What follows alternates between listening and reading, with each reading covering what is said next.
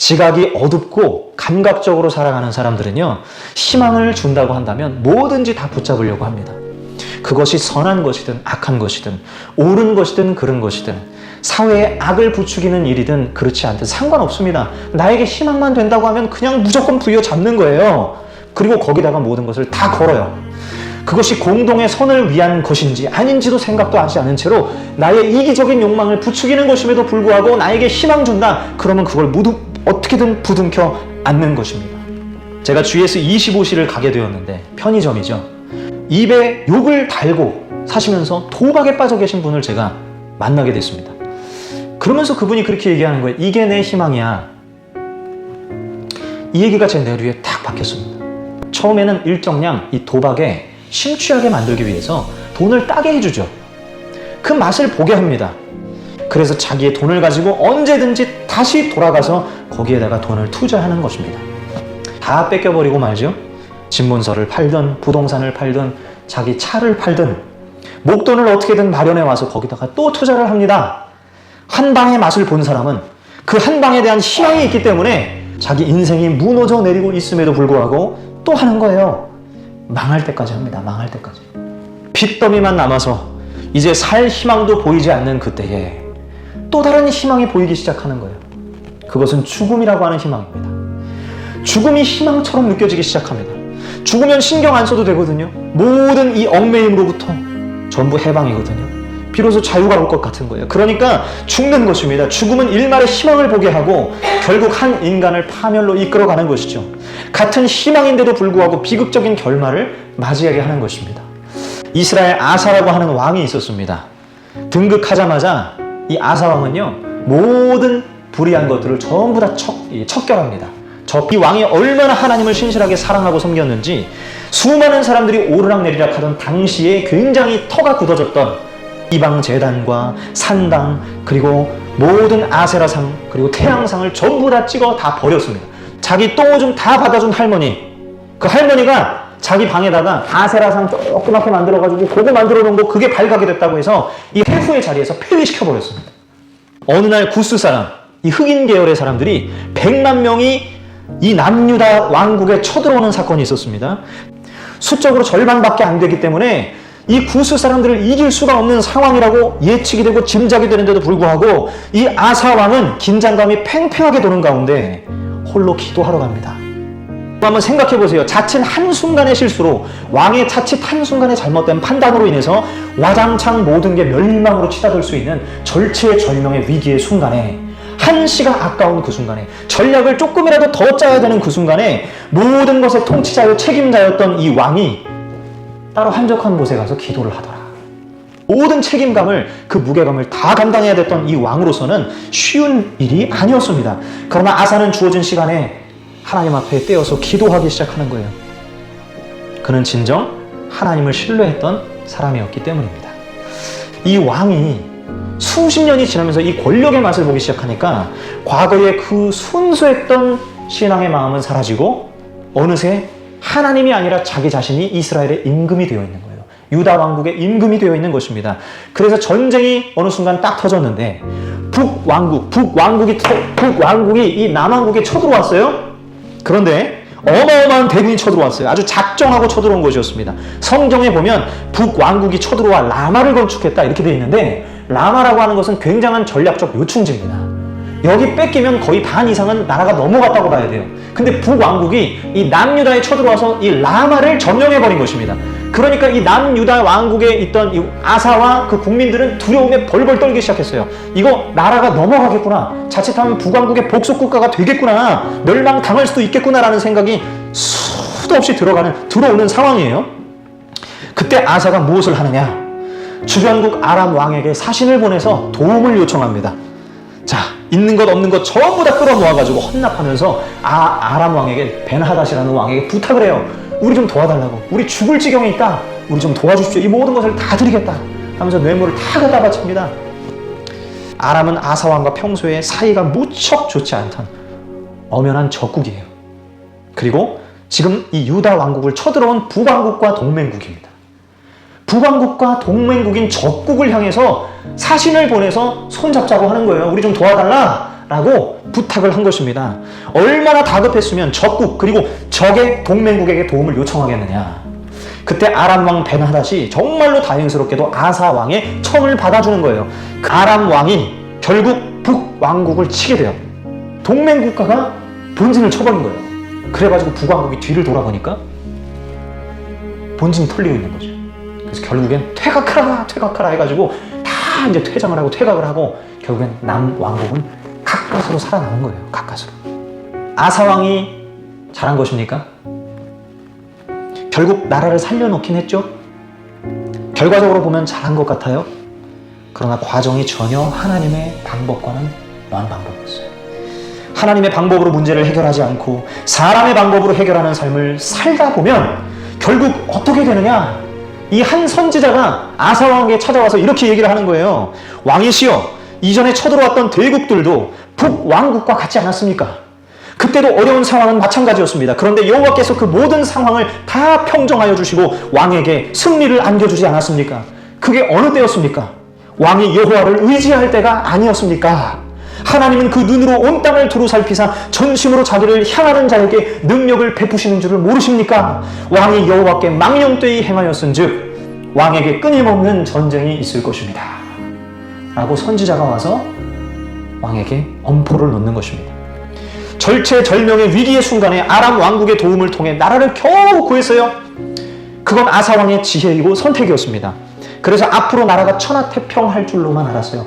위기를 극복했으니까 이제 한 곱이 넘겼다고 생각을 했겠죠. 그런데 웬걸 더 큰 전쟁이 기다리고 있었던 것입니다. 눈앞의 위기만 극복하면 될 줄 알았는데 급하게 사람의 방법을 써서 이거 잠깐 넘어가면 될 줄 알았는데 이거 지렁이 피하려다가 맹독을 가진 독사를 만난 격인 거죠. 희망을 얻었어도 그 또 모종의 힘을 얻었어도 그것이 하나님을 의지하는 길이 아니라 인간을 의지하는 길이라면 결국 이런 결과가 온다라는 교훈을 주는 말씀이에요. 오늘 말씀은 바로 이 얘기를 하고 있는 것입니다. 아사왕이 이 얘기를 듣고 화가 치밀어 올라요. 그래서 화를 참을 수가 없어서 여봐라 이 미친놈을 옥에 가두어라. 우리나라를 향해 저주를 선포하는 이 선지자를 가두어라. 그래서 하나님 선지자가 감옥에 갇힙니다. 아사왕은 속으로 아마 이렇게 생각했을 거예요. 내가 이 나라를 살리려고 얼마나 밤잠을 설쳐가면서 못 맞췄는데 전쟁이 끊이지 않는다는 저주를 퍼부어? 건방진 녀석. 이전과 같이 순수한 마음으로 하나님을 따르는 다윗과 같은 그런 상태였다면 다윗이 나단 선지자의 그 엄포를 듣고서 그 자리에서 엎드려 제가 하나님 앞에 범죄하였습니다. 제가 두 손 두 발 달들고 하나님 제가 잘못하였습니다. 라고 하면서 회개를 했을 텐데 아사왕은 그렇게 하지 않았어요. 하나님께 권위를 두는 게 아니라 자기 자신에게 권위를 두기 시작하는 순간 아사왕은 결국엔 멸망하고 타락하기 시작했습니다. 주변국을 의지하고 사람을 의지하기 시작하면서 점점 사울처럼 하나님께 마음이 완고해져 간 것이죠. 아사가 몇 년 후에 발병이 났습니다. 하나님을 찾지 않고 의원들을 찾아요. 아사왕은 철저히 신본주의자로 시작을 했다가 인본주의자로 마치는 삶을 살았습니다. 사람이 신앙이 식어버리면 사람을 찾기 시작해요. 사람을 통해서 위로받으려 하고요. 사람을 통해서 인정받으려 하고 사람을 통해서 자꾸 희망을 발견하려고 하는 것입니다. 사람을 통해서 힘을 얻으려고 하는 거예요. 결국 전쟁이 찾아오는 거예요. 무슨 전쟁입니까? 어떤 전쟁입니까? 내 마음의 전쟁이 찾아오는 거예요. 인생은 점점 피곤해지고 점점 지쳐가는 삶이 됩니다. 마치 식물에 물을 주지 않으면 점점 이게 저번 주까지 이렇게 힘이 있었는데 집사님 그죠? 여기까지 올라와 있었는데 여기 힘이 지금 많이 빠졌습니다. 아마 물이 부족하고 햇빛은 못 받아서 그런 것 같은데 많이 주저앉았더라고요. 그래서 오늘 아침에 제가 물을 듬뿍듬뿍 줬습니다. 자, 물을 못 먹은 식물은 계속해서 피 말라가죠. 시들어가죠. 힘이 사라지고요. 내면이 점점 피폐해지고 황폐해집니다. 결국 이것을 해결하기 위해 사람은요, 세상의 것을 찾기 시작합니다. 세상을 의지하기 시작해요. 세상에서 자기 지위를 찾으려 하고 사람들에게 인정받으려 하고 자기 존재를 자꾸 드러내고 자기 주장이 점점 강해집니다. 그래서 내 말만 맞다고 주장하기 시작하고 나와 뜻이 다른 사람을 뒤에서 험담하고 다녀요. 뒤에서 사람들을 욕하고 다닙니다. 나랑 생각 다른 사람들과 소통을 하려고 하는 것이 아니라 척을 두고 거리를 두고 더 이상 저 사람과의 상종을 말아야 된다라고 하면서 사람들 앞에 나의 존재감을 자꾸 부각시키고 드러내고 싶은 생각이 드는 거예요. 그럴 때마다 자꾸 쾌감이 오거든요. 살맛이 난다는 말입니다.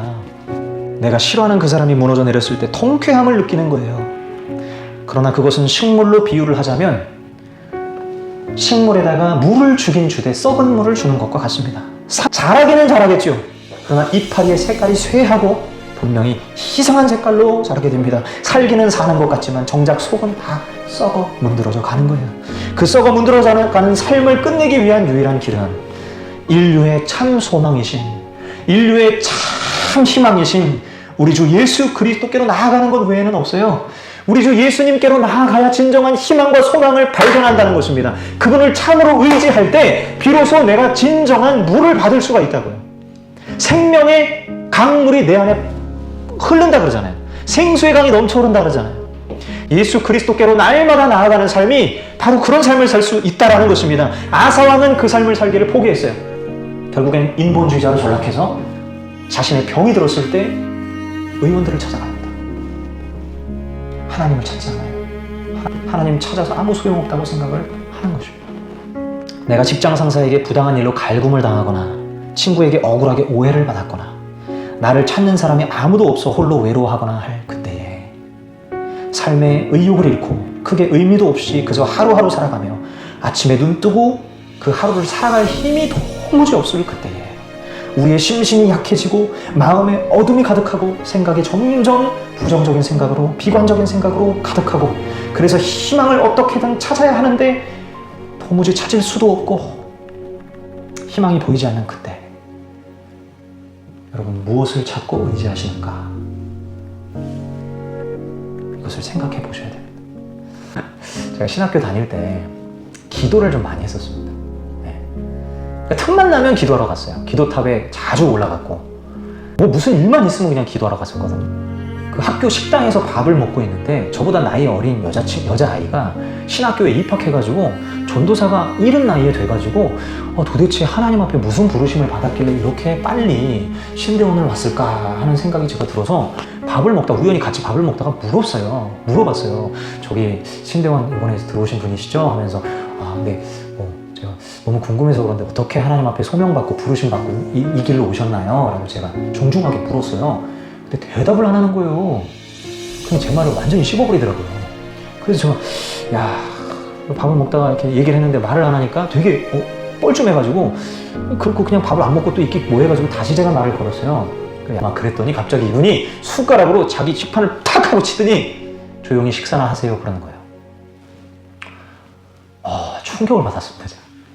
그런 반응이 나올 거라 상상도 못했거든요. 저보다 나이도 어린 친구인데 불편하면 죄송한데 그냥 말하기 싫네요 뭐 이렇게만 얘기해도 되는데 갑자기 식판을 팍 치더니 조용히 밥이나 먹으라는 거예요. 그래서 이게 너무 충격적이어가지고 제가 도무지 밥을 다 못 먹고 이제 나왔어요.